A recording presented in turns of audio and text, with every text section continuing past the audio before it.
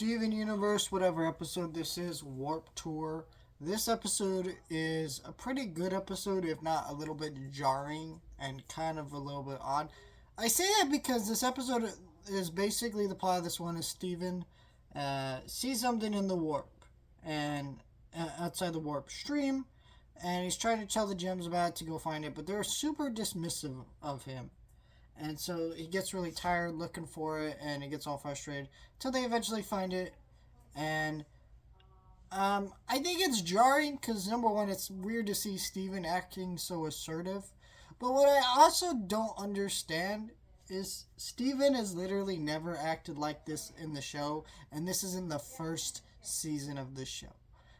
He has not had the character progression to feel like this is natural or warranted yet. I feel like this episode is really early on in the show, and it's just really bizarre. I get now, in retrospect, the gems acting so like rude to him about it is kind of odd. But but then when you realize that they're clearly just afraid that Homeworld's coming, and they're trying to just dismiss that as even a possibility because it would literally break them mentally just to even really think about Homeworld ever coming back, because this is clearly some very traumatic thing and they would never want to deal with that again. Um, and we see that later in the season when Homeworld actually does come back. So I get it, but goddamn, like, what a terrible piece of writing. Uh, in terms of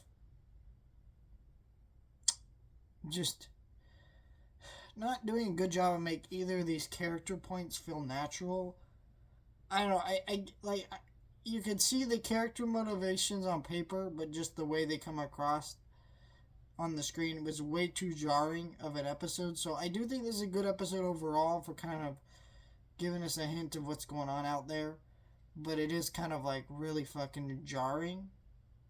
Just as for like some of the character stuff. Let me know your thoughts, like, share, and subscribe.